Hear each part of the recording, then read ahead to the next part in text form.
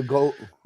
Whoa! Watch out No. there. We're live. We're live. What's happening, guys? This is Logan Robinson from Here the Spear, presented to you by NoleGameDay.com. As you can see, you never know what you're going to get on this show. We are back after a bye week. Not a lot of rest, but it does feel good to have some energy back. I know that we were kind of dead last week. Where's Dustin at, man? Where's Yeah, Dustin? look at this. He's being soft watching Boston Celtics basketball. So we're watching a season opening game versus Knicks. You know that takes precedence over Here the Spirit podcast. I mean, come on. You know, I've never seen anything like it.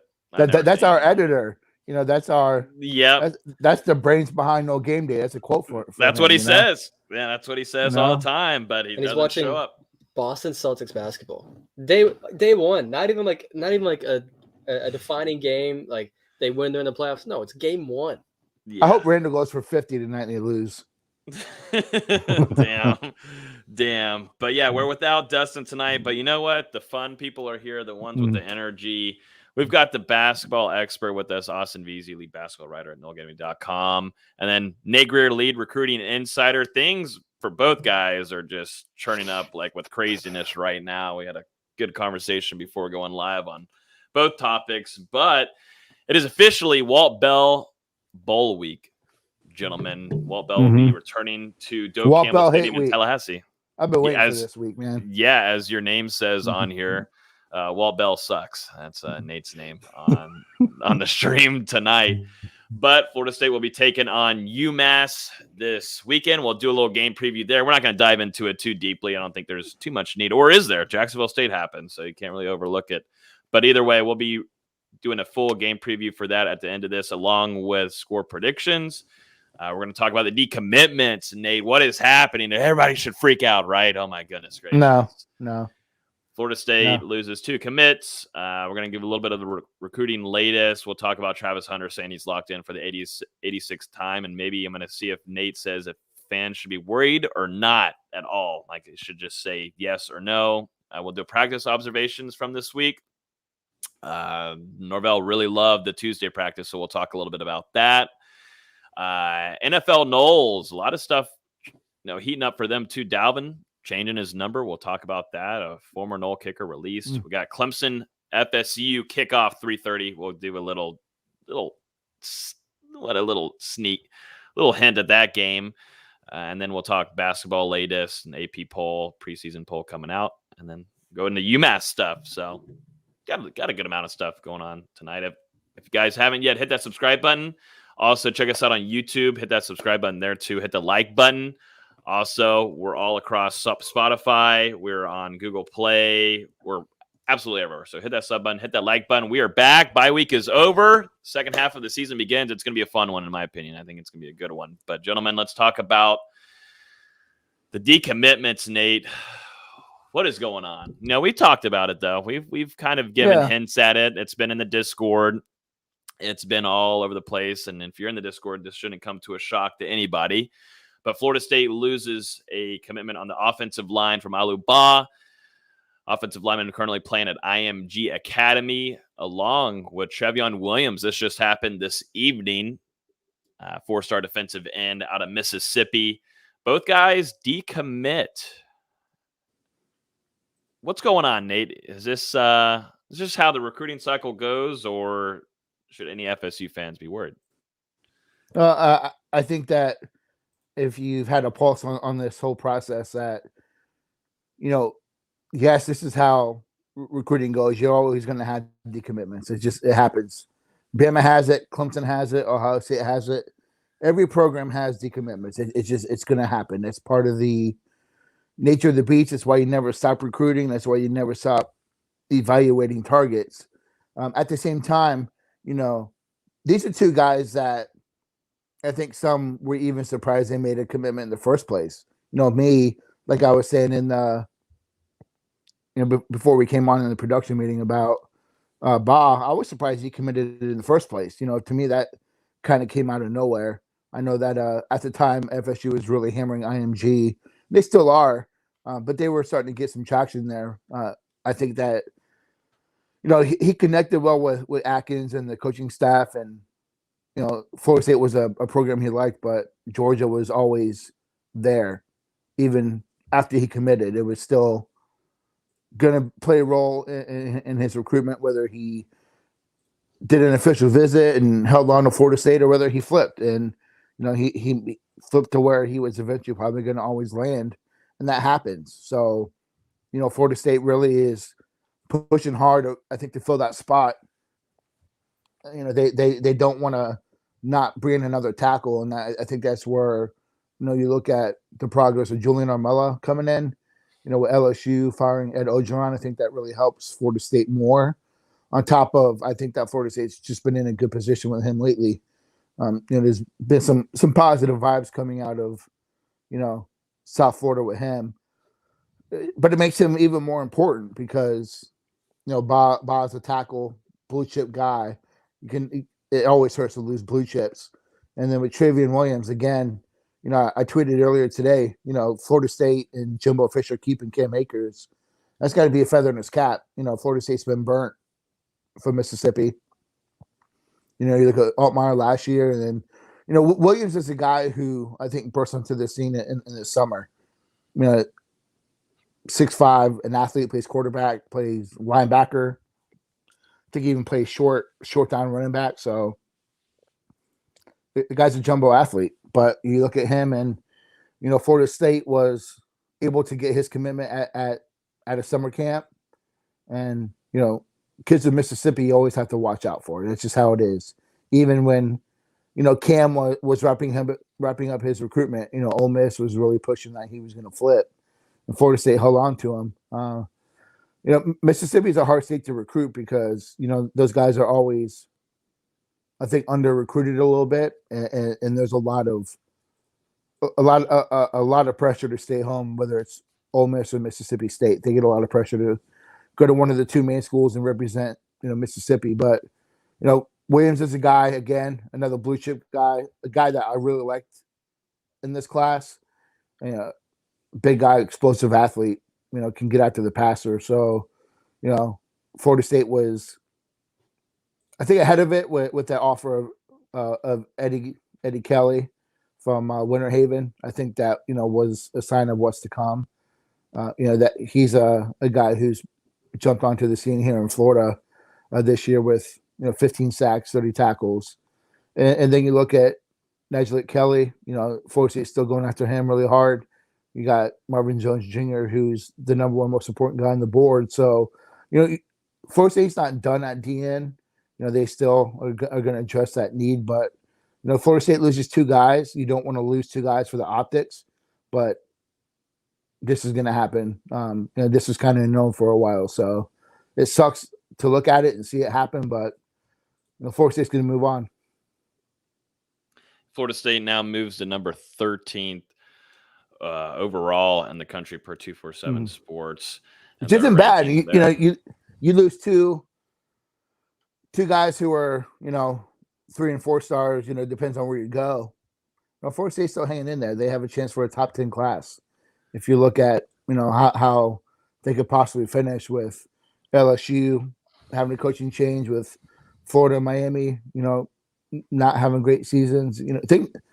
Florida State can still finish in that top 10 after really having what looked like a top 5-6 class. So it's not over yet for FSU. Yeah, and going to offensive line and losing Ball, we've talked about, we've had a few pieces go out this week on the site, but Nate talking about a few others, the number one name that always gets brought up, I'm going to say it is Julian Armella, and you lose, Coach Owa's, they're parting ways together there in Baton Rouge. How does this open up anything for him? Do you think this helps Florida State in a lot of ways? Does it not do anything, or is it just not going to happen? Do you think this gives Florida State a bigger chance here in landing the legacy?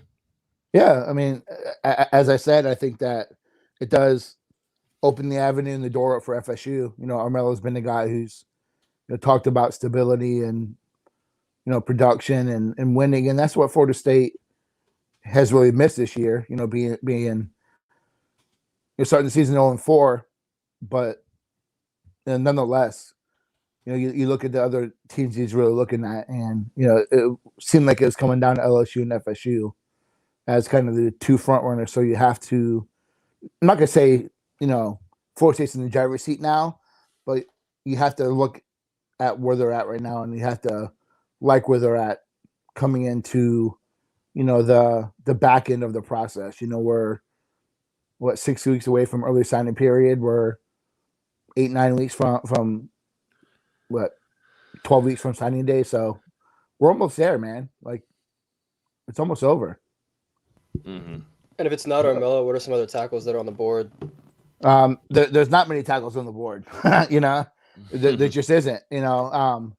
It's just part of the process. You look at the board, and a guy that I really like that I wish that they would go after. And one of the pieces I put out, 10 kids that committed that FSU should pursue, is Leighton Nelson. He's committed to UCF. He's from Orlando, goes to Boone. Guy's 6'5", 280, has that build that is kind of the today's age of football. Really athletic, great feet. I really don't understand why he's not more highly sought after. But he's been firm in his commitment, so we'll see how that goes. And you look at the inside, the interior, with the possible upcoming decommitment of Antavius Woody. You look at a guy like Parks from Valdosta. I think he fills the inside role. Just that, Florida State has Ely committed. They have Dulce Richardson, so they have options there. What's really left at tackle is Armella, and Armella is a guy who can also play inside. So he brings some versatility there. But you go to 24/7 or Rivals, wherever you want to go to get your database. There's just not a lot of options there because guys are committed, and Florida State's not in a power position to flip guys easily because of their record, and that's just simply how you have to state it and look at it. Mm-hmm. Nick's asking here, have you mentioned anything about Boots lately? Lamont Green Jr. I feel like no one is mentioning him, and I wanted to go to Lamont Green Sr. and talk about. He deleted the tweet, but he put out a tweet after Baugh decommitted. Yeah, so Senior put out a tweet after Baugh decommitted and practically put up a little highlight, or not a highlight video, but just a short video of Boots getting around Baugh during the camp easily in Tallahassee, and it was pretty easy. Got right by Baugh and said, if you're not ready to be here, kind of like on the long lines, if you don't want to be here and be along for the the growth and the climb, then just bye, see ya, adios. But he posted a video of his son. I think that I've been tweeting some and retweeting stuff from Boots and Lamont Senior. He's having a really, really great season. I think he's firmly entrenched himself as a top 100 kid for 2023. You look at each week he's producing 5, 8, 10 quarterback hurries, multiple, like we're talking 5, 8 tackles for loss, a couple of sacks a game, double-digit tackles. So he's getting after it. And the really positive thing is how quickly he's filling out. He's a big kid, man. So, I think that, he is firmly one of the top guys in 2023. And, the junior season is so important for those who follow those recruiting rankings, those guys who get so caught up into it. It's important to have strong junior year. So he's definitely putting himself as one of the top players in the country for next year. Firmly locked in FSU. Firmly locked in FSU. Yeah. No, his dad, whenever we had both of them on, it was like there was no playing games. If Florida State, blood and everything, it's just how it rolls in that family. So I don't think he talked about. No, we brought up what about other schools and such. And so you look at LSU. Nope, that's not how we work here in this family, in this household. We gotta have them back on. We gotta have them back on soon. Yeah, that was a fun episode. This is a question here. Demar Tolan. Yeah, Demar Tolan, four-star committed, four-star linebacker committed to LSU. I think he waits to see who they bring in first. He's a guy who I think likes what LSU has to offer as a university. So I think he waits and see who takes over. If a guy like Jimbo comes in, you can forget all the LSU guys who are on the board, they'll sign with LSU, but he's an option. I know, 24/7 had to update with him. I know he mentioned that Florida State is still up there. They have not stopped recruiting him. They've still pushing the hell out of getting him, and he's what's needed if you really want to, be transparent. He's a guy that fits the need at linebacker. When you move to a 4-2-5 alignment or go into like sub package defense, he's a guy who can play that will and also slide inside in your traditional 4-3-3-4 lineup. So, if they can get that flip, that'd be a huge feather in the cap, because that kid's needed. And then you look at Terrence Welsh. I know he's been active on Twitter recently and Instagram with Florida State stuff. Who knows? Louisiana kids are like Mississippi kids. The top kids hardly ever leave Louisiana, especially with the success that LSU's had over the past few years. But this kid's been to FSU multiple times. He's taken an official visit. So once all that stuff happens, you have to consider FSU as a legitimate contender. And if they could get a guy like Terrence Welsh, who, on the hoof, 6 feet plus, long arms, is a really good defensive back, that'd be a great flip. And then, Emory Jones, sorry I didn't mention him, Austin, as a possible replacement tackle. Florida State was one of his finalists before he committed to FSU. They could possibly revisit Emory Jones and try to get him in the fray as a replacement for Aliou Ba. Mm-hmm. This is a question from Larry saying, do you think LSU coach is still out there trying to recruit for them, or would he let the new coach that's coming in there recruit his own players? Or how does that transition work, do you think?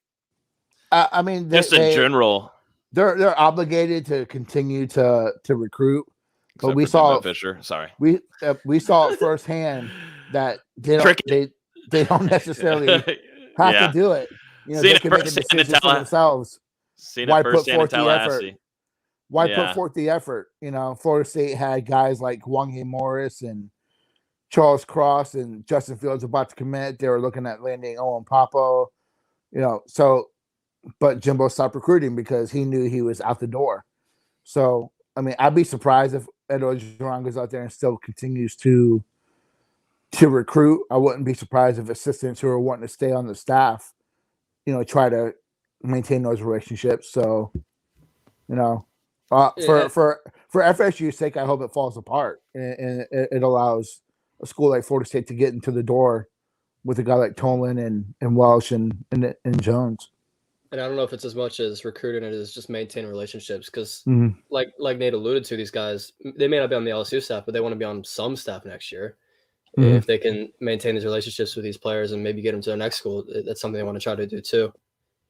Mm-hmm. I mean, not to knock whatever, you can assume whatever you want from this statement, but the true professionals don't stop recruiting, and it's just how it is. If you want an opportunity at other schools, or like Austin said, you got to do the right thing. Yeah, no, absolutely. And then there's another, let's talk on this one right here. This is from Nick. He's always in here commenting all throughout the night, every Wednesday night. He says, we need Shaytree Jr. in the worst way. And Nate, I was just going to ask you too, what schools do you think, we're now mid-season college football, which schools are in the biggest competition along, Florida State, but which top three maybe are there? There's a lot of talk of Oklahoma. I saw in the Discord, you guys were chatting about that. Oklahoma, Ohio State, Alabama. Excuse me. Oklahoma, Ohio State, Alabama are the three main competitors. You have to look what Oklahoma's doing in Florida. We talked a little bit about this on a recent podcast. They're really hitting Florida real hard. And, from what I understand, he had a phenomenal visit to Oklahoma. They're one to watch, man. Like, people need to really consider Oklahoma as a legitimate possible destination for Jones Jr. And I agree. He's the most important recruit left on the board other than Coleman in terms of need. Florida State needs Coleman. They need that explosiveness outside, but for Jones, I said it before, it's nothing new, but just the optics of it, the legacy recruit, it's all great, but him himself, he's a damn good player. He got a bump in 24/7. I think he's up to number 18 in the country. That On Three, that new site that Shannon Terry has, they have him as the number one player in the country over Travis Hunter, which I just cannot agree with. I'm sorry, but but Jones, I think I said it before the season started that I thought that he was going to finish top 25 because I thought he was undervalued coming into the season. The kid is just awesome. He's so good. And you look at what Florida State needs at the end. Yeah, they did a good job last year with the class, and they've been able to get a transfer in to hold over in a guy like Johnson and Thomas. But when you're looking long term, they have to land Jones Jr. They have to, but have to. I don't think have to. Whatever is stronger than have to is what Florida State needs with him. Yeah. Yep. Put the bag down. And I don't even know if it's necessarily that, man. I wouldn't even put it that route. It's just, it's all about, I think, development, how he can have success on the next level. Can he win? And what's the fastest route to the NFL? Because, if you look at Jones Jr. and his progress and how he's developed his body and everything, God forbid something drastic happens, he is NFL bound in 3 to 4 years. I mean, that's just how it is. Yeah. Let's touch on this one last thing. This has been great conversation. Good questions asked tonight, recruiting wise. One last thing here. Let's note on it, since I don't think we talked about it last week, or I think this happened. Definitely, we weren't able to talk about it because it was last Friday and we recorded last Wednesday, and we didn't have an instant reaction to do. Travis Hunter says that he's locked in for the 80th time on ESPN. He talked about his mom saying that, is making his mom's holding him accountable, and he says that he wants to be the next great DB at Florida State University, and he's said a few times in different interviews that he's going to play, I believe, on McFadden's podcast. He said that he's going to be playing a little bit of offense at Florida State along with defense primarily, but don't be shocked whenever he's going to be playing on offense. But once again, at least on national television, ESPN, he says that he is indeed locked in. And he talked about visiting other schools, and he just said he's just there for entertainment purposes, and he just lives nearby. But it's just always good to get out every week. That Travis Hunter is locked into Mike Norvell and Florida State. I think he's going to have to do that every week if he goes off and visits places. It really started whenever he started looking at, or not looking, but going and visiting Georgia, and that obviously stirs up a big time conversation. And as it should, it's the number one player in the country.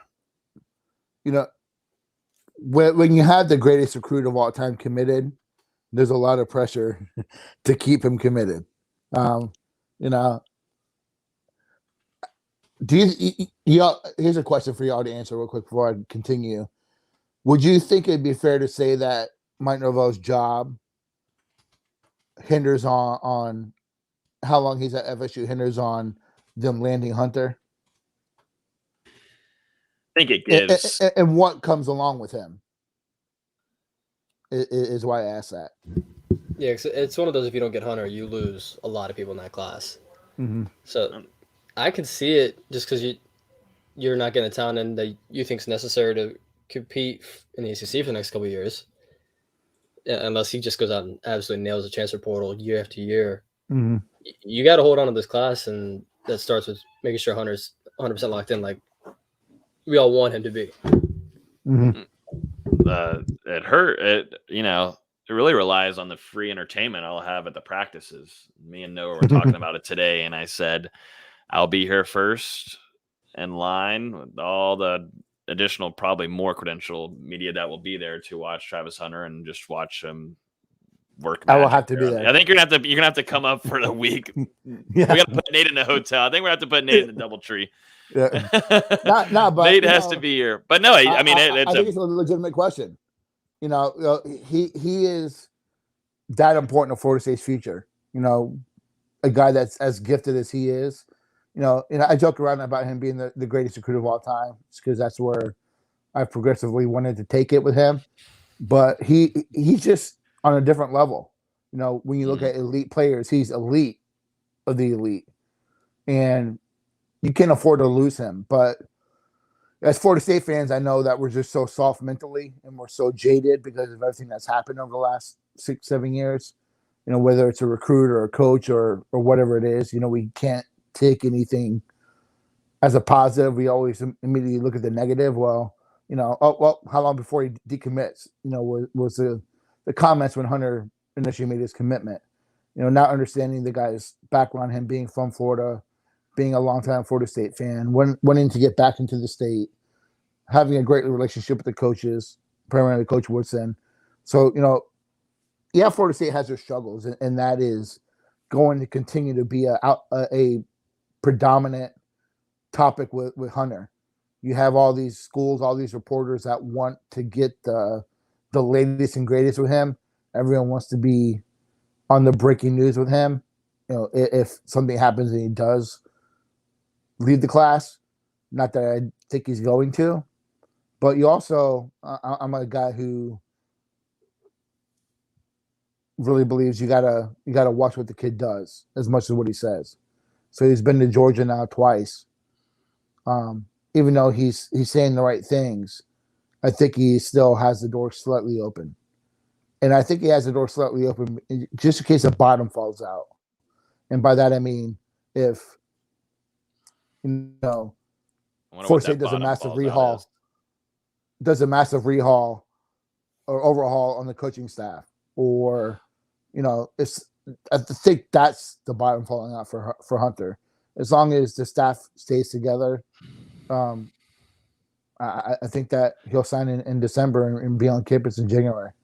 But I think everyone's got to start freaking about every move this kid makes. It's nauseating to watch. It's FSU Twitter. What else do you think is going to happen? But I mean, I understand it. You don't want to lose a guy that gifted. I get it. Mm-hmm. And it sucks when you see Georgia that's recruiting so well. I mean, they're just recruiting on another level. It's flipping kids everywhere, left and right. Flipping 5-stars left and right like it's nothing. Literally, not even the other day, just every day. Yep. I get it. But, yeah, some kids want to be part of change too.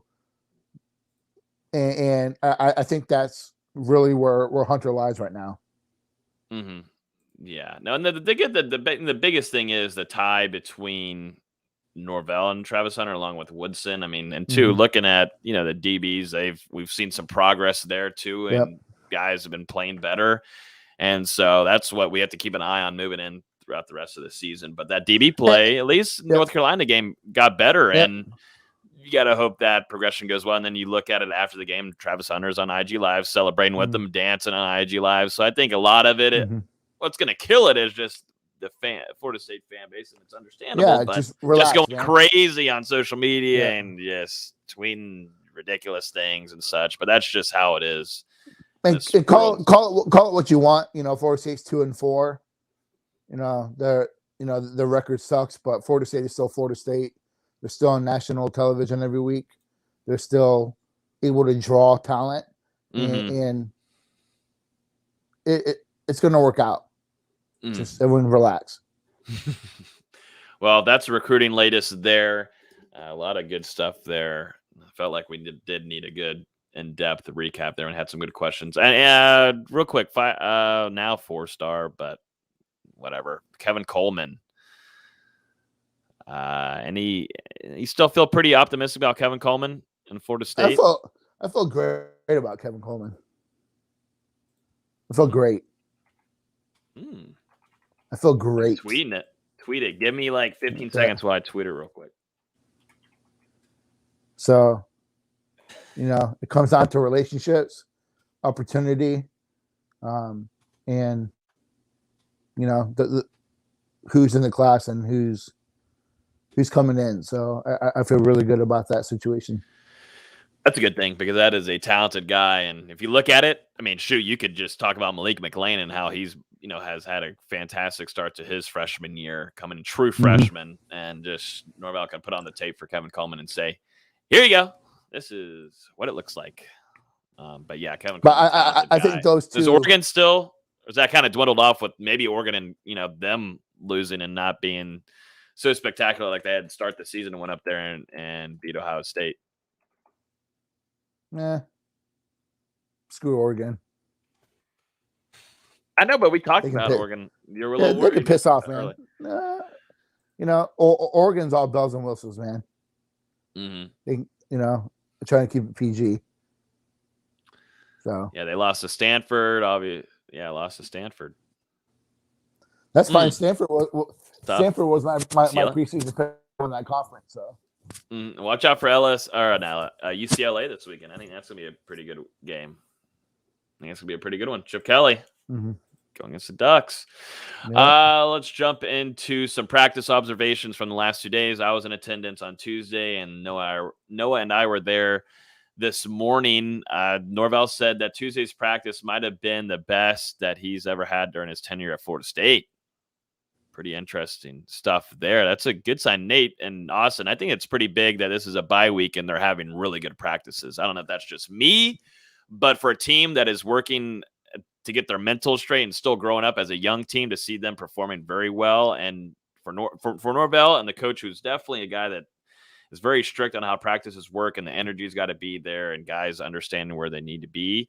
That's a good sign for, not maybe overlooking UMass. I felt like if we looked back at the practices during Jacksonville State, which we didn't get to see during that time, it was the week after we got to be credentialed, but I bet it's a big change from probably that Jacksonville State week to now this UMass game. But Norvell loved practice and kind of up and down today. He said, I still thought it was pretty good. It started off sloppy with the offense, but yeah, that's what I was going to say, Logan. Like, that's great. He says on Tuesday, and they come out and they're inconsistent today. Part of that is probably still being a younger team, but yeah, you talk about Jacksonville State, and from everyone that we talked to and heard, that was just a really bad week of practice overall. Just the engagement and focus wasn't there that they saw leading up to Notre Dame. And even the coaching staff kind of admittedly said that they maybe not necessarily took that game seriously, and you have an embarrassing loss. So I would hope and pray that they would learn from that and understand you can't take anyone lightly, especially with the way FSU is right now, not being so dominantly better in terms of talent. They still have to scheme plays open and all that kind of stuff. But, it is good to see and hear, coming off back-to-back wins, that they are having some progression in practice, because, we talked a little bit about it, I think, last week, heading and Nate's gone. We lost Nate. The usual, lose him for about 5 seconds, and he jumps back in. But VZ? I was going to say, we talked about a lot in the offseason. We need them to get over this mental midget phase, and really starts with not being complacent. Congrats. You've had a little bit of success winning 2 games. Every time, man. Don't get complacent. Go out there and keep doing your job. I feel like we saw that going into the Jacksonville State game, where they're kind of complacent with how they played against Notre Dame. Like, oh yeah, we did all right. We'll be fine against Jacksonville State. I'm glad they have the energy up. Let's hope it shows up on Saturday. Yeah, but what I was going to say was that, the back end of the schedule is not as tough as it once seemed. And there's a chance to still have a salvageable season. So, I hope that the players see it, that, there's still a chance to be bowl eligible. There's still a chance to have a winning record despite starting 0-4. Does it happen? It's going to be it's going to be a battle, but they have a legitimate opportunity to make that happen. So, I'm happy to hear that they're taking practice seriously, and, that they're having good practices, quality. Absolutely. Eric, always coming through and hanging out with us. Dropped a 20 bomb on us. NG crew bringing Noles scoop. Chick-fil-A's coming. I'll be in town Friday afternoon for the UMass game. Hopefully run into you guys at Madison Social. Go Noles. If you see one of us, I know it'll just be me. Dustin doesn't like to go out after games. He just goes home and he's not allowed. Know what he does. Yeah, he isn't allowed. Yeah, he's got to have approval from the fiance. So I'm pretty sure that's definitely not happening. Game over 6:33. I need you home at 7:09. Yeah, traffic is not an excuse. Yes, but Eric, thank you so much for the kind donation. I always appreciate you jumping in here and hanging out with us every evening. But this is a question here from Nick. The practice notes kind of read if Milton is digressing a little bit. 2 interceptions apparently thought so. This was from earlier today whenever Milton was going through scout team. I think today, though, plays were just made by the DBs really well. I don't take too much out of first team versus scout on any side of the ball, offense, defense, but there's just some guys that made some plays today. I do think, it's a mix. It's a 50-50 kind of thing between right now Chuba Purdy and also Milton on who's getting the reps and how much. But, the biggest thing I've seen with Milton in practices is just kind of being there and, talking with the guys and maybe giving some tips here and there. But, it just is what it is. I mean, Florida State is now named a true, starting quarterback, and that's just how it goes. I wouldn't say he's digressing, but it's hard to say anything of digressing anyways until I just got to see it on a football field in a game. I wouldn't count anything towards this in scout. There was a lot of miscommunication too. That's why Norvell said it was really sloppy today for the offense, at least.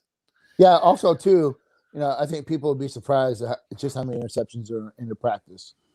He was throwing interceptions earlier in the year when he was starting, so I wouldn't take too much into that other than what they are. Yeah. Really, I just want to name a few guys this week that have played very well. Number one, and it's like number one, and then there's a good amount of people, and then there's 2 and 3. Malik McLean.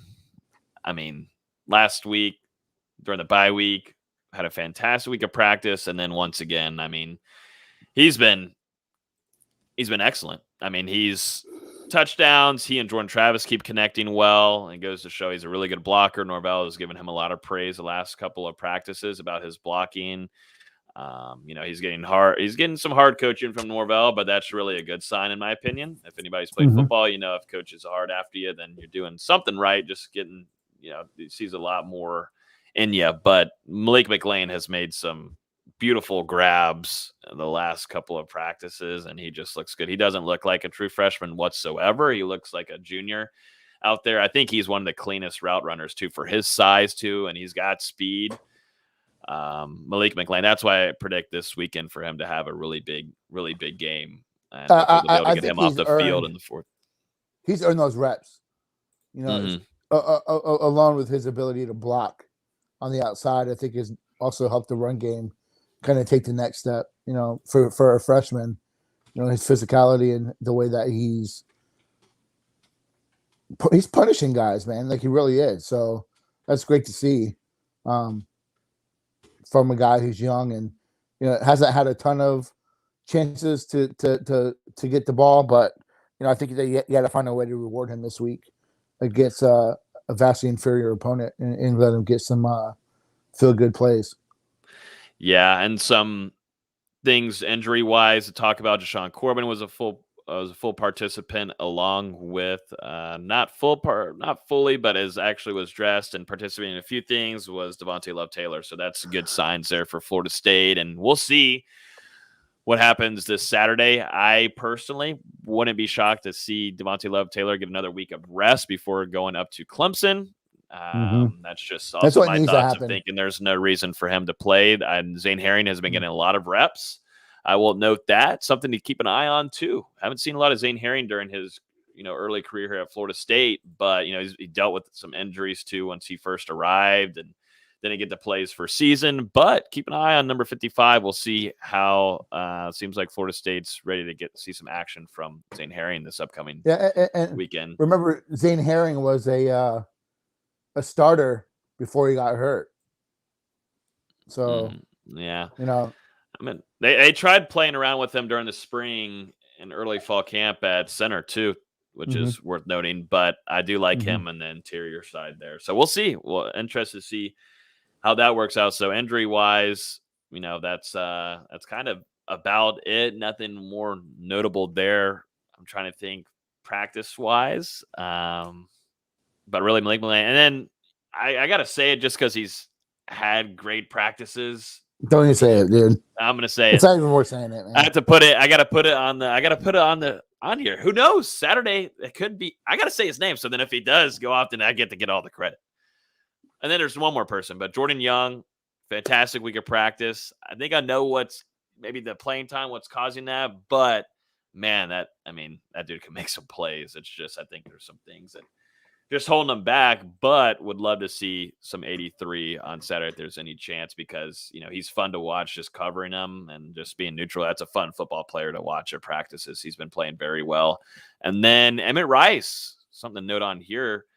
Emmett Rice, I eyed him really early on. He's a guy that I always keep an eye on to see if he's full participant, if he's partial, but he was actually doing linebacker drills today for the first time. And Norvell talked about it after the practice, noting that feels like Emmett Rice is getting closer and closer to being available to play. So we might be able to see a little Emmett Rice later on in the second part of the season. And that's a veteran guy in the linebacker room that I think Florida State still needs there. I know you talked about Gainer and having an up and down season so far, but he finished off the season great last year. And if Rice is good to go and fully healthy here in the next couple weekends, could you have him available against Clemson? I don't think so, but a few weeks later for some of your other matchups against, Miami, you still got some good competition. NC State, there's going to be some times to really need him. So something to keep an eye on for the veteran linebacker for sure. Yeah, I think that's it for practice observations. Let's talk NFL. Noles. Dalvin Cook went off this past weekend. Your guy over there for the Vikings. You were in person, VZ. How'd it feel seeing the best running back in the league? Well, I'll say second best. Back. I'll say second best because Derrick Henry's Najee Harris right now. Najee Harris no, isn't stop too it. bad. Yeah. Najee oh, Harris God, stop. Derrick Henry's number one, and then I'll put Dalvin second. He was awesome. It was great seeing him tear up the Panthers defense. We have a really good rush defense. They'd been allowing 50 yards or less in 4 of the 5 games they had played. And he finished, I forget what the exact number was, but it was 130 something. Shout out the offensive line for giving him holes that he hasn't had much in his career, and he was absolutely making the most of the opportunities. The touchdown he had, he went all out, stretched out for the goal line. At first, they called him down at the 1. It was ended up being a score. Scored it right in my end zone, too, in my corner. That was awesome to see. It was good to see him. He did it just for you, Austin. He did. He knew you were there. Yeah, he did. I really appreciate it. It was good to see him tear up, because he's still not 100% off that ankle injury. And you could tell because there was a couple of times where he should have gotten away and he just didn't. So that ankle's still healing, and like people mentioned in the comments, he's going back to number 4 next season, which I can't wait for. 33 is such an ugly number. I was kind of vibing with it. I did not like it whatsoever once he first had it on, but I was starting to vibe with it. I wonder how much money he's going to have to pay this year in order to switch to 4, because that's what it's upwards of $1 million. I know it's upwards of $1 million. Yeah, for some people it's like 2. Man, I'd wait too. Forget that. Oh man, yeah, no. So yeah, Dalvin Cook's was on Patrick Peterson and Brian McFadden's podcast. Shout out to Brian McFadden. Hear the Spirit alum on here. He talked on there and broke the news that he's going back to number 4. So Florida State fans are going to love it. I mean, those jerseys. I mean, Austin, when are you going to be buying that? Like the second it drops, or like the split second it drops? And I'll get a white one too because I don't have a white Vikings jersey. It's going to be a white one. Oh, that'll be fresh. That'll be nasty. But yeah, Dalvin Cook's going back to number 4. So that's some good breaking news there from the McFadden and Patrick Peterson podcast. Shout out to them. And then Dustin Hopkins gets released from Washington. That's surprising. They got decimated still. Like they thought that's the problem in Washington. Well, what are his stats? I mean, just doing. He missed one field goal on Sunday. Yeah, doing the NFL Noles, it's not like he's having a bad season. Yeah. No, he'll get It's picked. kind of weird. His career's not over anywhere. His career's not over. I thought that was kind of a weird cut. I think they blew it by now. I wanted to stick with blew it. So I think Washington blew it. Hopefully the Vikings pick him up because we can never have a good kicker. There you go. Yeah. Or don't put that bad juju on him. I don't want him going there now at all. Don't do that to him. Come on. Jameis Winston had bye weeks, so nothing on him, but he actually has a Monday Night Football game. A pretty big one. Even though I saw it at the gym and I don't remember who the opponent Seahawks. Never mind. So not really too fascinating unless Russell Wilson comes back, but I don't think that's Jameis yet. Yeah. Jameis versus Geno, 8:15 in Seattle. So I'll be watching that. I always like watching Seattle games over there. So it'll be nice and loud there on Monday Night Football. And then Derwin James. Yep. Nate, go ahead and talk about your boy, Derwin James. Forced fumble. Yeah. Just doing what he does. Team leading 8 tackles, just doing what, every all-world defensive guy does, Mm-hmm. I'm surprised they got whooped like they did, though. Baltimore put it. I mean, it's not a great style matchup, but I thought it'd be a little bit more competitive. Shout out Devontae Freeman getting a touchdown in that game. Yeah, Devontae was a leading rusher for the Ravens. Yeah, I thought he looked pretty good. 9 carries, 58 yards, and a touchdown. Good for him, man. Yeah. Good for him. Yeah, but Auden Tate a touchdown for the Bengals. Yep. That's right. Auden Tate got 6. I didn't even put him in the article this week. I totally forgot about that. Damn. Come on, damn, Nate. Now we know we'll never get Auden on here now. Damn it. Damn it. It's all your fault. God damn. So I think Derwin's got to be there for comeback player of the year. Probably so. Yeah, he's best safety right now. He's in contention for defensive player of the year. You got to look at that. He's having a great season. Asante had a good game. Not much. Darby for Denver he's second in tackles. Second on the team in tackles. Yeah, it's not necessarily a great thing if your corner is second in tackles, but he had 5 tackles. Josh Sweat's having a good season too. Really good season. Mm-hmm. Yeah. Brian Burns being Brian Burns. Yeah. I mean, he just does what he always does. Not this last game. Dalvin made him look silly a couple times. Yeah. Really, the offensive line. I didn't get to see the game. The offensive line only let up like 3 pressures the whole game. And that's a good defensive line for Carolina. Between Brian Burns, you got Gross Matos, you got Derek Brown.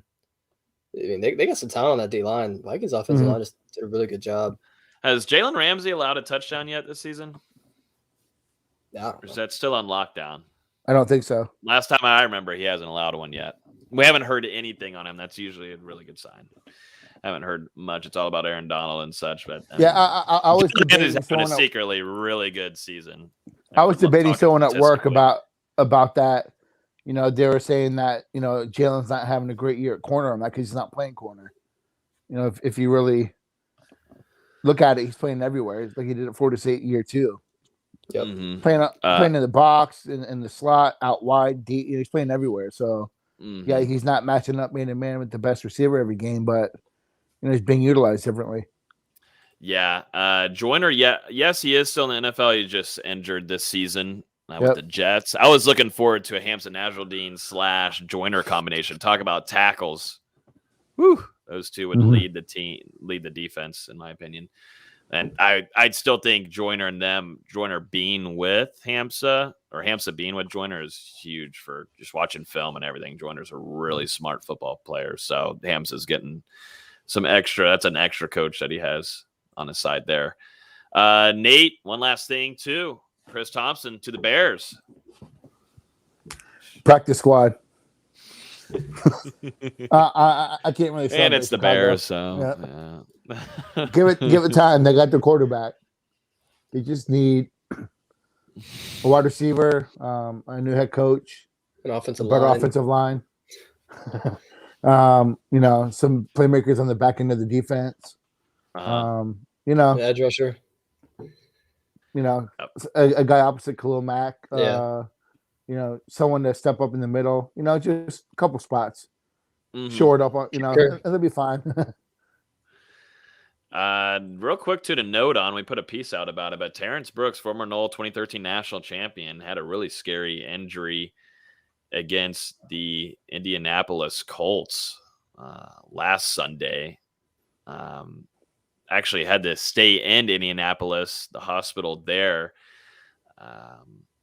He's already been ruled out for this upcoming weekend, but he had a lung contusion and was unable to travel back home with the team. So, best of luck to him in recovery there. That's obviously a scary injury, and he's had a stellar career throughout, so far in the NFL. So, I've always loved Terrence. He's represented Florida State well. I'm currently full black screen right now, and I'm coming back. There we go. I thought I was about to disconnect and be like Dustin and not be here for the podcast, but let's jump into real quick. Florida State versus Clemson kicking off at 3:30 in Death Valley. Austin, you'll be there, but a little afternoon primetime action. I love it. I was thinking about driving up for this. I don't know if I really want to spend that much time with Austin though all day long. Wow. That's I hurtful. would. I would, Austin.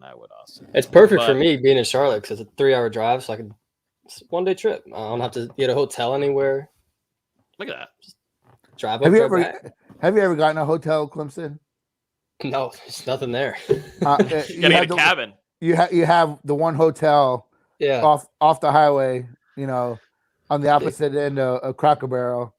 And I mean, it's not a bad hotel. I stayed there one time, but it's like, where else do you stay? Yeah, when the basketball team travels, they literally stay 45 minutes from the arena. It's just nothing. It's just a shithole. Clemson. Yeah, just dirt and trash. Clemson, South Carolina. Freaking rednecks. Hey, I like Clemson's campus. That's all I like. Yeah, That's it. Yeah, I think they have. Man. I can't say that anymore. Can't say that anymore. What, Jameis is home? I screwed myself. Well, no, I can say that for sure. Oh, no, that's not it. It's a whole. It's a personal thing. I can't say that. It's him having a girlfriend now. That's what it is. Yeah. All righty. Let's jump into. Hey, text our number. Text us for updates. 24/7 850-616-8661. I'm not even playing around. I'm giving you all live updates after practice. So 90% of them go to the Discord, but if you guys are watching live right here, take advantage. It's actually me texting. I might get these guys on there too because there's a lot of basketball questions that come in here. Yeah. But it's actually us. We should 24/7 live update Dustin's back shaving. Yeah, you can have live updates of what we're doing behind the scenes. I don't know if you want to know about Nate and what he's doing. Now, should I tell them when I came into the production meeting? What was on the screen? No, you really want to go there? No, I don't think so. I don't even think we want to know that. But if you do want some real Florida State updates, 24/7 breaking news and a little bit of inside scoop, but like I said, 90% of it goes into the Patreon, so we're not going to give you everything. But you can text a number 850-616-8661. Whenever Florida State lands a commit, that's the number. We're going to be texting that if Florida State loses a commit. We text you. It's breaking news. It's the fastest. It's better than social media, and it just goes to your phone. It's actually me texting you. It's not some bot or some BS like that. And it's going to come in clutch for National Signing Day. So we're going to try to get this thing going a lot more. So 850-616-8661. And if you do text that number, we are doing a giveaway on there only for those numbers too. So we've got a lot of Celsius stuff. We've still got pop sockets and we've got shirts. So text that number. It is going to be the best way. And you also can ask us questions. So, yeah. Let's jump into some more stuff here, gentlemen. Basketball latest, and then we'll talk some Florida State versus UMass and get I thought we were going to talk Clemson. Well, yeah, go ahead. Go. Like, what are we thinking? Florida. I mean they're going to face Pittsburgh. You brought it up, and you just blew right by it. All it was. Well, I had to. Game time. Yeah, all it was announcing game time. We'll talk about it next week. Yeah, we'll talk about it next week. We'll talk about a ton next week. Nick already texted us. I got plans for next week. Just know I got plans for next week. So we got to make sure Austin doesn't come up in the press box wearing FSU swag. That's what I got to worry about. I will be wearing an FSU undershirt. You can guarantee that. Yeah. Oh God, it better be hidden. They won't see it. It's underneath.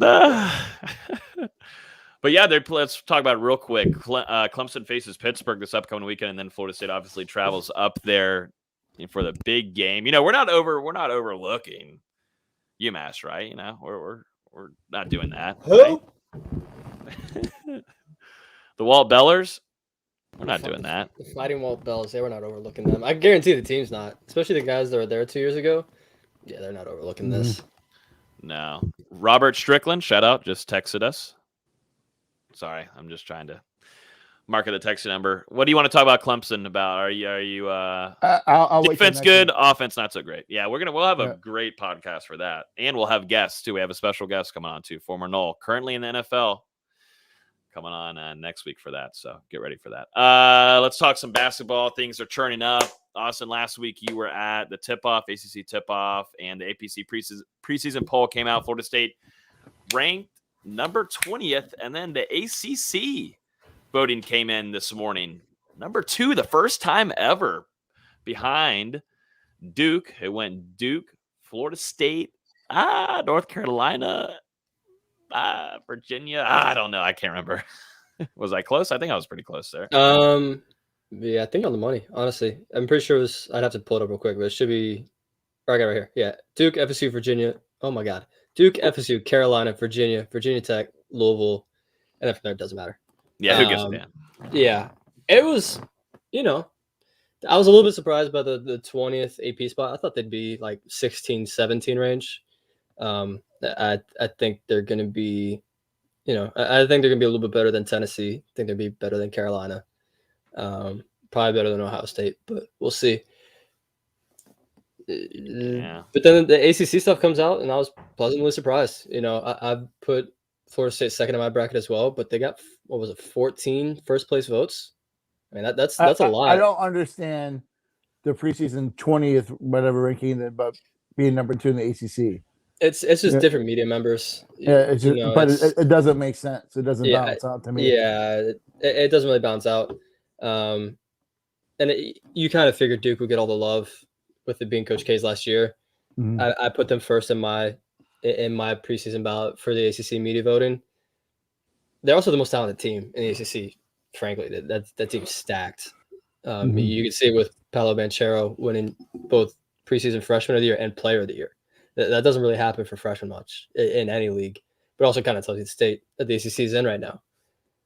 Then you go to the ACC teams. First team, not really surprised. Buddy Boeheim, Kivi Aluma, Banchero, Amanda Baycott, and Isaiah Wan. Not a surprise. The surprise came in the second team because you could really only vote for one team. Like, you could only vote for 5 players. Mm-hmm. So the fact that Prentice Hub, Wendell Moore, Malik Williams, and Caleb Love got first team votes to make it to second team is dumb. These are not guys that are better than Anthony Polite. Like, they're just not. And I'm not even saying Anthony Polite deserved to be there. I'm just saying these guys did not deserve to be there. Mm-hmm. Had Caleb Mills been on the ballot, I would have voted for him 100%, but he wasn't on the ballot. The only 2 Florida State guys that were on the ballot were Malik Osborne and Anthony Polite. So, yeah, do that. It was a weird ballot. Like, Wake Forest had 3 guys you could vote for. FSU had 2. So take that for what you will. Hey, but you got to get in there, man. You got to get a little voting in. I did. Tell us who you voted for. Yeah, I will. For preseason player of the year, I did Buddy Boeheim. I just thought, coming off his tournament run, I thought he was going to be the runaway favorite, but they did Banchero. I had him for preseason freshman of the year. I thought that was obvious. I don't think there's anybody else even close. First team, I pretty much had the exact first team they had. Instead of Banchero, I had Kihei Clark. I just don't like putting freshmen as one of the 5 best players in the conference for a league for a level of basketball he's never played in yet. I'm not saying he's not that talented. I'm just one of those. I want to see it first before I give him that cred. And then for my preseason predicted order of finish, I'm not going to spoil everything because that's going to be in my ACC preview article next week. Yeah. But I will say I had Duke 1, Florida State 2. And then from there I went a little bit differently. But okay. Otherwise, I wasn't really surprised by anything other than that some of these guys were second team, like Wendell Moore and Caleb Love, because Caleb Love was the most inefficient player in college basketball, or not college basketball, but in the ACC last year. He was awful. Mm-hmm. Yeah. So You think this is a 25-win team? It's tough. That stretch of February is rough. Playing at Virginia, at Carolina, at Duke in the same month, that's tough. And the early couple months, the offense is going to be rough. The first couple months as these freshmen learn how to operate in the system. It's just the way it is. And, now that I'm starting my schedule preview now where I go through game by game before the season, predict win or loss. Some of those teams where you're like, I don't know, it's probably a win. These are good teams. Loyola Marymount's a really good team. And I mean a really good team. They finished third in the West Coast Conference last year, which is the same conference Gonzaga, San Francisco, St. Mary's. That's the conference they're in. So the fact they finished third in the first year of a head coach, that's going to be a good team this year. Florida's talented. I just think they're undersized. I'm going to talk about it in the articles here in a couple of weeks, but they only have 3 guys that are taller than 6'4", whereas Florida State has 2 guys below 6'5". I just think it's a bad matchup for Florida. Love to see it. That Purdue game is going to be rough, and I mean rough. Purdue's one of the best teams in the country. Jaden Ivey was, I believe, voted All-American second team. It's a really talented team. So we'll see. They absolutely have the talent to be a 25-win team. It's just it may take a little bit to gel together. They're absolutely going to be at least a 22-win team, and that's at the bare minimum. There's a question here from Ball asking, Dylan Mitchell coming, ? Chandler Jackson is coming on a visit this weekend to see Leonard Hamilton. If you would see our no game day basketball group chat, Dylan Mitchell's not coming. He picked up 2 crystal balls to Texas today. And just based on what we've heard, it looks like he's going to Texas. I'll leave it at that. I don't want to say anything I'm not supposed to say. Or get in trouble for it. But yeah, you do have Chandler Jackson coming in this season, talented combo guard out of Tennessee. They've been after him a really long time, and I mean a really long time, like 2.5, 3 years. It's one of those recruitments. I just don't see him leaving the state where it's going to be probably to me it's Tennessee or Memphis. I think Florida State's third in this recruitment, but they're getting that fifth and final visit, which is huge. He's also coming to campus with Jeremiah Bembry, kind of a no-name if you just look at the rankings. Currently he's unranked, but he's got a really big offer list: LSU, Ole Miss, Rutgers, Georgia Tech. Really talented point guard, 6'6". That by the time his season wraps up, I wouldn't be surprised if he's a top 150 guy. Really talented player. He's coming to campus this weekend as well. So not just Chandler Jackson, but going back to the Dylan Mitchell part, doesn't look like it's happening unless something changes here in the next week or two, which is a shame. At one point, Florida State thought they were getting Dylan Mitchell, Dariq Whitehead, Jay-Z Gortman, and Julian Phillips. If Gortman doesn't sign with Overtime Elite, you're probably looking at all those guys coming to Florida State. But Gortman goes to overtime and things start falling apart. There were some preseason awards too, Austin, that came out. I mean, I talked about it with. Yeah, you did talk about it. I'm completely lost. I'm completely lost. Pay I'm looking attention, at other. Dude. Golly, I'm a loser. We could talk about Matthew Cleveland getting named to the Julius Erving watch list, but yeah, that's about it. What server at a restaurant? What? Julius Erving watch list. What is that? What does that mean? Because for some of us, I don't know, and I guarantee 75% of the listeners don't know. What does that award go to? Pretty sure it's top small forwards. Okay, I would have zero clue. Let me just... Speaking for the people here, Austin, I'm trying to get educated along with helping. Let me just look real quick, because I was at work when they announced it. Go ahead. The top small forward of the year. Top small forward, okay. Matthew Cleveland, definitely going to be fun to watch. That's going to be a guy that I can't wait to watch. And the Tuck this upcoming season. And then real quick, too, listen to this after my Warriors beat the, I won't say a bad word, the sissy Lakers. Scotty Barnes, Charles Barkley showing him some love, the rookie from Florida State, saying that he thinks he's going to be the best rookie out of that top 7 that were drafted in his class. Said he's going to be the best rookie out of there, and gave Scotty Barnes a lot of love. So really cool stuff there. Based on this first game, probably not going to happen. Currently, as they start the fourth quarter, Barnes has 9 points, 5 rebounds, and 6 turnovers. So, Shit. he was always going to be one of those players. I don't think he's going to be the best rookie. He's one of those guys. He's going to have to grow into himself and grow into his role. Yeah. I don't know. I think Jalen Green's got that rookie of the year locked up just because he's going to get the points. He's going to get the opportunity. And Cade Cunningham's hurt right now. So, Barnes going to have some really great games, and he's going to have some games you're like, what the hell? He's one of those guys where he's just going to flash on the screen and you go, what the hell was that? Like, that was amazing. Like, the Raptors posted a video of him today doing a spin skyhook in transition. Like, what is this? I saw that. But he's one of those guys, super raw. It's going to take him some time to develop. And we've talked about this. We talked about it when he was drafted. We talked about it back in March when Los was like, why is this guy so highly ranked in the NBA draft? It's just the way it is. It's going to take some time for him to grow into himself. But give him 2-3 years, he'll be a really good player, especially with Nick Nurse coaching him up there in Toronto. Yep. Things starting to click. We've got Austin and Jacob doing a fantastic job. I can't wait. This tandem, Austin already kills it.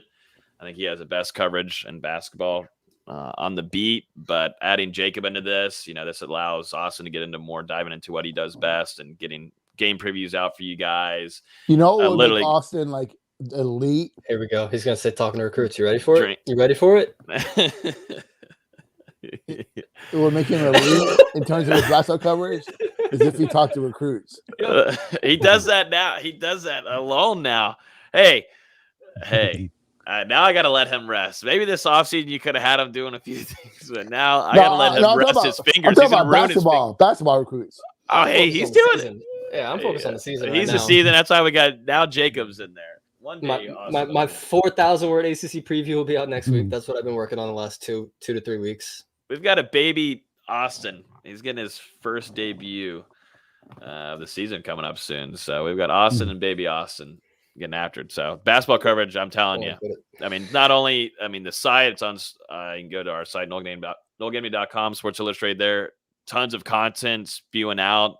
Jacob's he's going to do a really fantastic job helping out doing recruiting this upcoming season. And he's already doing it right now. I mean, he's networking like a crazy person. It's just in his blood, but great coverage so far from Austin. And I will say this, we are 8 days away from our first exhibition game for basketball. Ooh, it's getting litty-figitty. October 28th, they play Mississippi College, if anyone's ever heard of them, because I have not. But we're 8 days away from Florida State taking the court against somebody. Excited. Do you think Dustin first went to school there? I feel like it took him long enough to graduate. I would say he was in college for 9 years. You would think he was somewhere. I didn't know Dustin was so old, man. It's scary to think of. All right, let's jump into some good stuff. People are tired of hearing about that. Let's jump into Florida State versus UMass, because why not? Let's jump into Florida State versus UMass. Everybody's excited. Florida State faces the Minutemen on Saturday at noon on a extravagant, wonderful TV provider, ACC Network. We all know and love them the most, and we all love their commercials.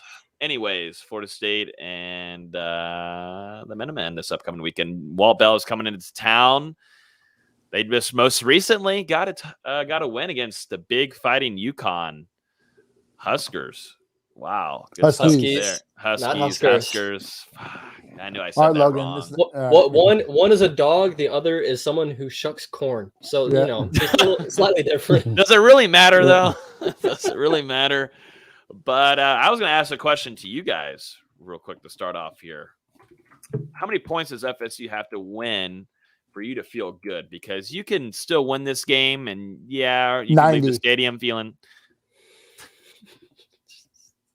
90. Go all out, huh? I want 90? I want 100 nothing. I want 100 nothing. That'd be they need great. to just put it on this scumbag.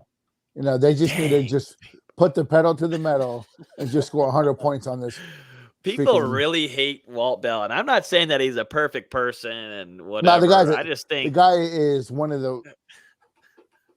No, he can't be on your tier. He can't be on your tier of Dabo Sweeney or Brian Kelly. There's no way he's on that tier. And there's someone else doing the ACC. Urban. Who else is Urban. it? No, it's Urban. Urban's on that tier. And there's another one though in the ACC. Dave Dolan. They don't. Yeah. I thought he was the second tier. No, he's on tier 1. Oh, okay. Yeah. Oh, we lost Logan. Wow. Oh, nice. This is new. I like this. All right. So now, anyways, I haven't studied UMass 1 iota because I don't care. Go in and dive into that. No, Nate? I have Come looked, on. I have looked up their game logs at the very least.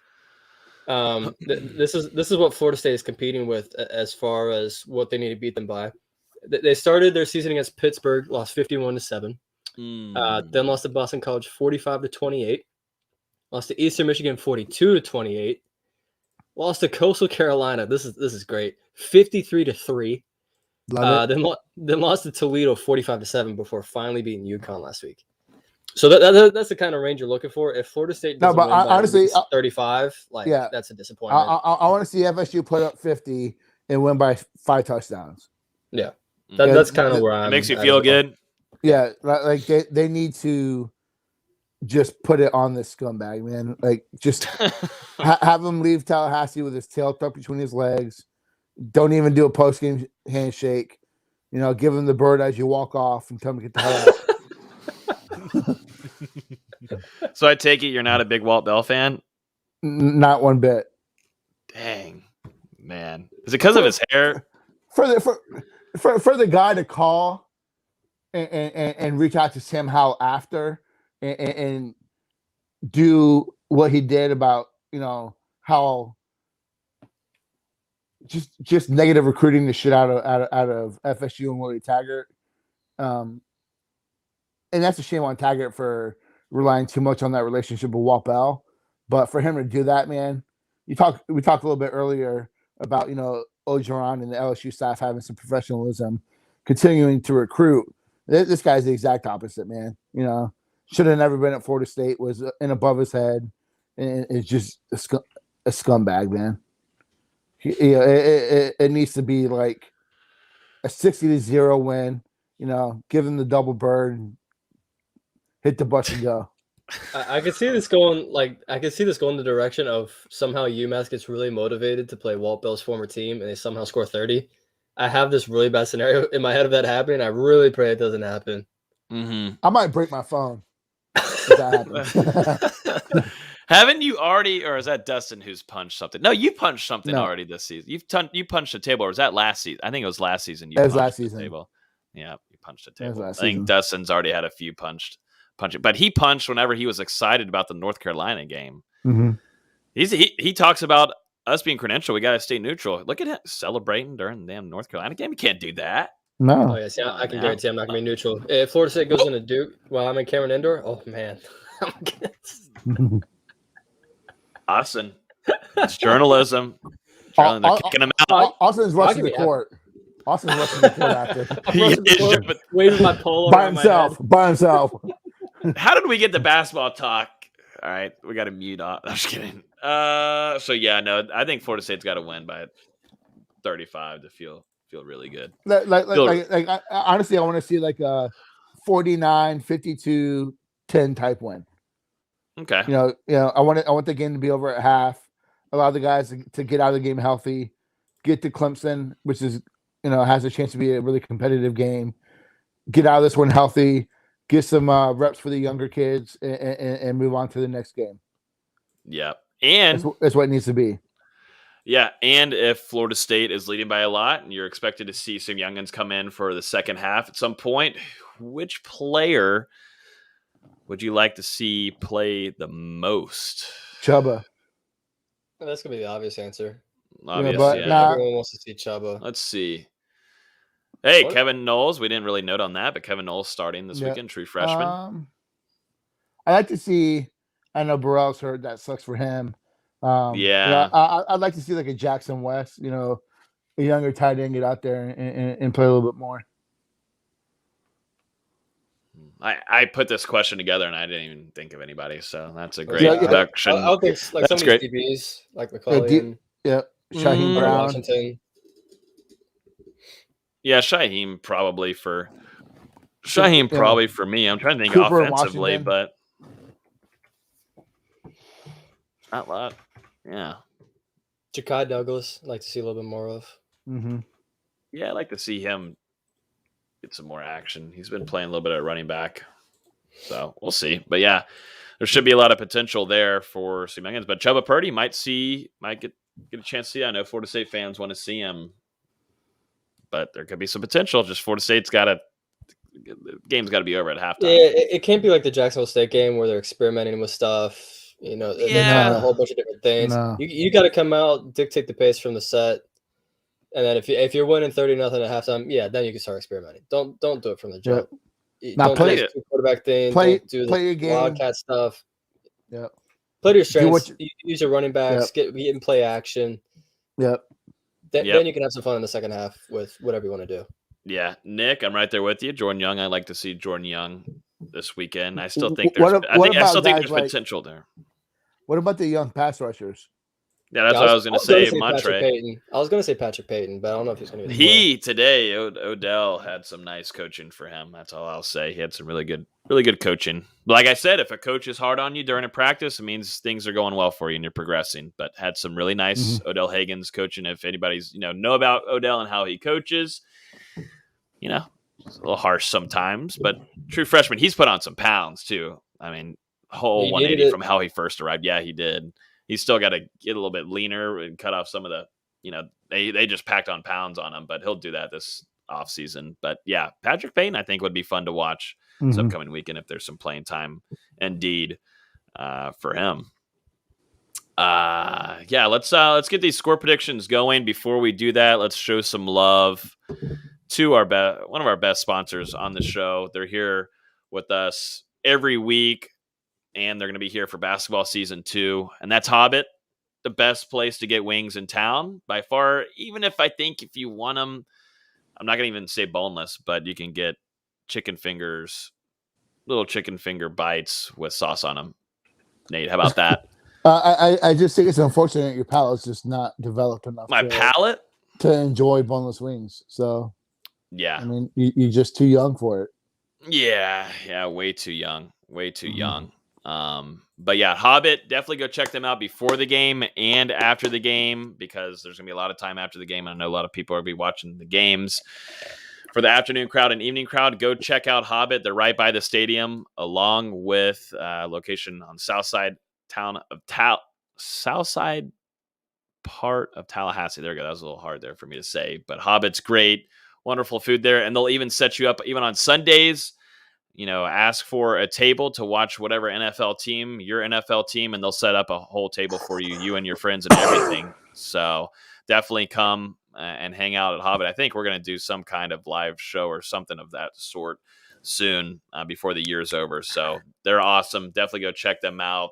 The best wings in town. I'm telling you, Carolina Gold. If anybody in the chat, I'm sure there's a few people watching right now or listening that know about that Carolina Gold at Hobbit. And there's also the Garnet Gold if you like a little bit spicier too. But get it. Ask for extra wet, extra crispy. Oh my goodness gracious, I'm starving right now. And on Thursdays and Sundays, they've got deals on wings, so definitely take advantage of that for Thursday night football and obviously Sunday.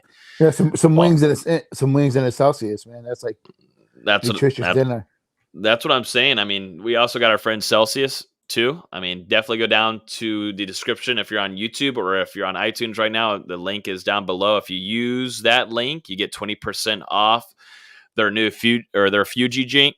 God, their Fuji drinks. That gets me every time. I always feel like I'm saying it wrong. Or you can use code 20 FSU Fuji. Phenomenal drinks. I had one at practice this morning along with Tuesday's practice. Got one right here too. Wonderful drinks. 7 essential vitamins too. Had one Tuesday morning and also had one this morning. Went to the gym right after practice. Felt good, and also doesn't have you crash either. No sugar, none all this crazy crap that all these other drinks have in them. So really healthy for you, and they're perfect for workouts too. I don't like energy drinks that you can drink it. Yeah, you can get that high and you can get that like energy. You're caffeinated, but you crash later on. Doesn't happen.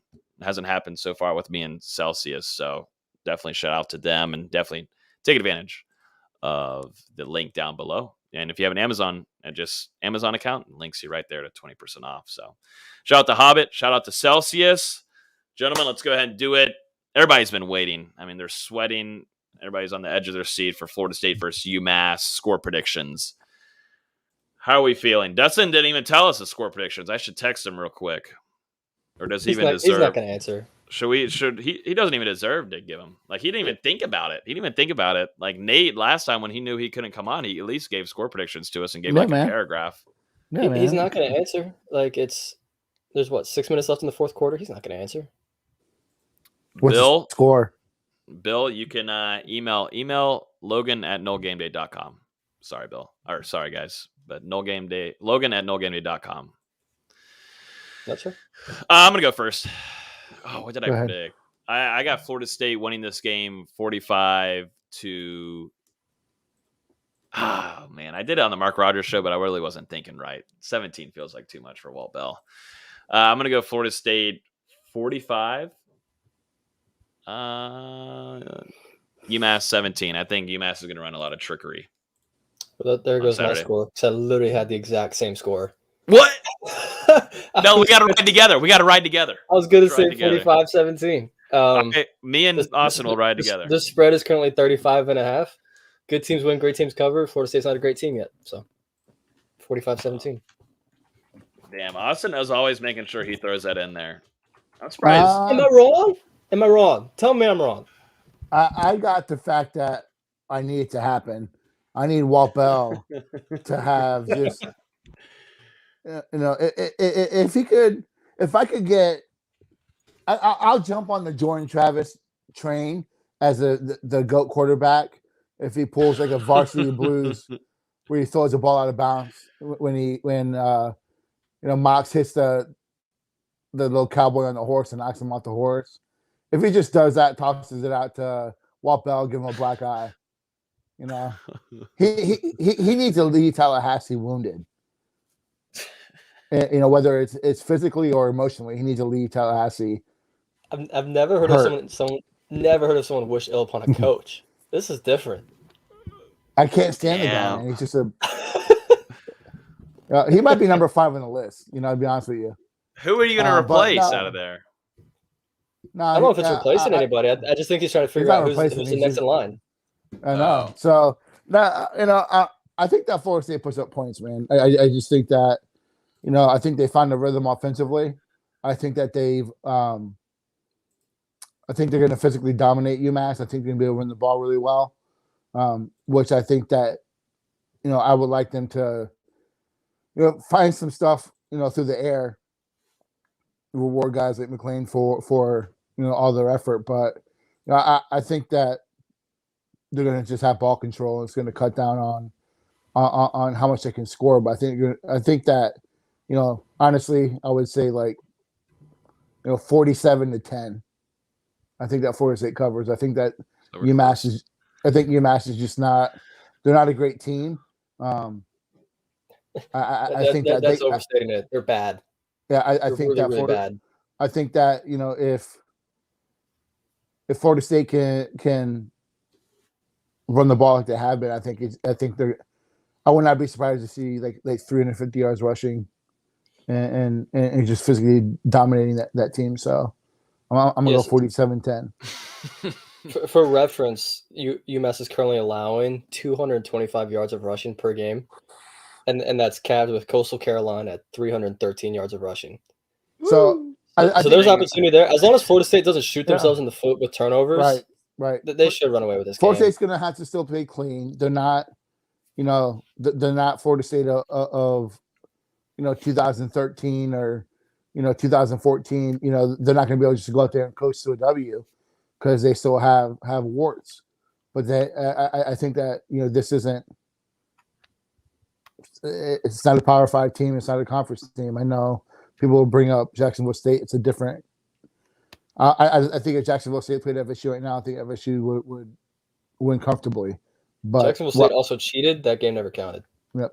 Well, yep, exactly. What happened. We moved on, but I think this is a game Florida State wins comfortably. Mm-hmm. Chad is saying 96 to 1. No, that's I'm saving that for that's Miami. FSU versus Miami is 96 to 1. They're playing Canadian rules. They're going to give them a point for a punt. No, they're gonna get a 2-point conversion safety is what's gonna happen. Yeah. Mhm. So Yeah. Larry's saying 37-14. So we're all kind of little If Florida close. State scores below 40, I think we're all gonna be really disappointed. I'd be disappointed. Yeah, I'll be disappointed if Florida State doesn't score 40 or more. Most certainly. I think that's going to wrap everything up for this week's episode. We'll have an instant reaction to Florida State versus UMass after the game. So keep an eye out for that. We'll give thoughts after the game on Saturday. And we want to once again thank our sponsors, Hobbit, American Bar and Grill here in Tallahassee, along with our friends at Celsius. Go grab a pack while supplies last for FSU Fuji, or that's our code FSU Fuji, or 20 FSU Fuji. Sorry, I'm just completely screwing that whole code up. But definitely shout out to Celsius, always sponsoring the show and keeping us energized for every show. But and homework too. I had to take a couple sips before homework and help me out. Energize me, Nate. I'm wide awake, baby. I'm wide awake. That week break did me good.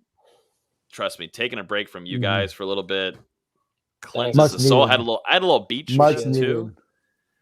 I know. Yeah, I saw. I commented. Oh yeah, I got on my legs. Lady pregnant lady feet? No, just lady feet. Looking sloppy, dude. I'm looking sloppy? Get Sloppy, out of man. here. Oh my good God. What am I going to do with this, man? All right. Do I need a reference where I came on to, man? To finish it off? We do not. No, we don't. Caw-caw, bird. Caw-caw. Oh, now I know. Okay, yeah, we gotta get. You didn't know? Oh my God! I didn't know what. I didn't know. I wasn't. I don't think I was there. All I heard was you were there. Bird you were chest. There. No, I think it was something about you. He's not talking about me. All right, fellas. Thanks everybody for engaging with us and hanging out with us evening. As always, you can listen to the podcast on iTunes, Google Play, Spotify, YouTube. This was a nice episode without Dustin. I do have to put that out there. What a nice. It flowed a little bit better. Can Boston play Saturday, man? That'd be great. It would be great. Yeah, specifically like Saturday, like 5:30. They're losing too right now, so you know he's in a great mood. love it. Oh, they're losing right now? Yeah. Oh, Dustin's losing. Yikesies. That's what happens. That's what happens when you don't show up to hear the Spear and hang out with us every Wednesday nights at 8:30. Everybody enjoy the rest of y'all's week, and the weekend should be beautiful in Tallahassee. Safe travels, anybody coming down. Go Steelers. Steelers are back. Feels good. They're not. They're have a great rest of y'all's week. I can't hear you, Austin. You're cutting out.